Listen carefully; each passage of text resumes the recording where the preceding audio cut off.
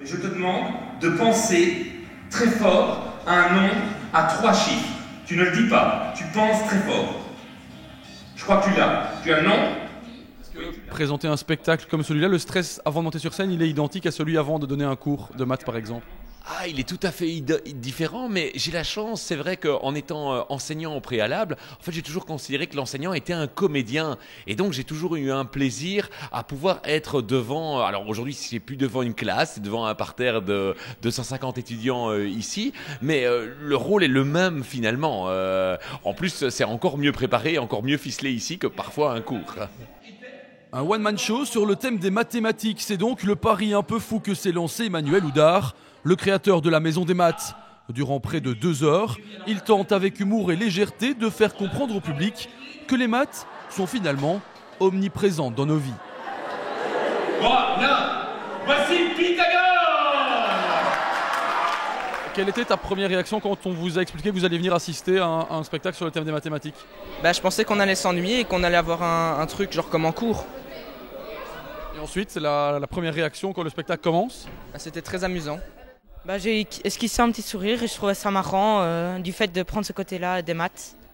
Qu'est-ce que tu as appris aujourd'hui? Le fait que Pythagore avait tué un de ses nobles et que les maths, c'était pas forcément ennuyant. Mais ça permet de visualiser les maths autrement, de se rendre compte qu'elles sont un peu partout. Et en plus, on avait vu Pythagore avant, donc là, ils étaient au taquet. Je sens que demain, on va faire une chanson avec Pythagore en classe. La longueur de l'hypoténuse est égale à la somme des carrés des 2 autres côtés. Alors, Verimatrip, c'est la prolongation finalement de ce que je fais depuis 20 ans. C'est faire savoir aux gens que les mathématiques, c'est autre chose que ce que la plupart des gens imaginent. Autre chose que des équations. Les mathématiques, c'est une histoire. Les mathématiques, elles sont écrites par des mathématiciens dans laquelle il y a vraiment une panoplie d'anecdotes truculentes, savoureuses. Et Verimatrip, c'est le faire savoir. Et pour propager la bonne nouvelle, le spectacle sera joué 10 fois cette semaine à Cargnon, le midi pour le public scolaire et chaque soir pour le grand public. Des spectateurs mis à contribution et invités à plusieurs reprises à monter sur scène. Donc tu dis que à ta gauche il y a le démon et le cube et à ta droite il y a l'ange. C'est bien ça? Eh bien regarde et tu t'es trompé.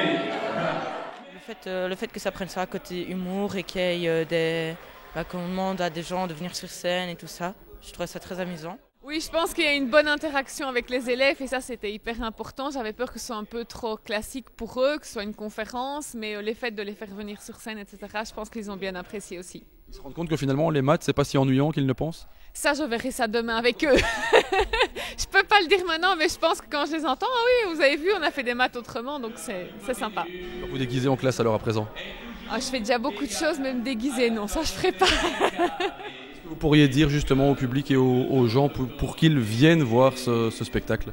Ah, pour qu'ils viennent voir les maths, c'est très simple. En fait, tout le monde aime les mathématiques. La différence, c'est qu'il y a ceux qui le savent déjà et ceux qui ne le savent pas encore. Donc, si vous pensez ne pas aimer les mathématiques, venez et j'essaierai de vous faire changer d'avis.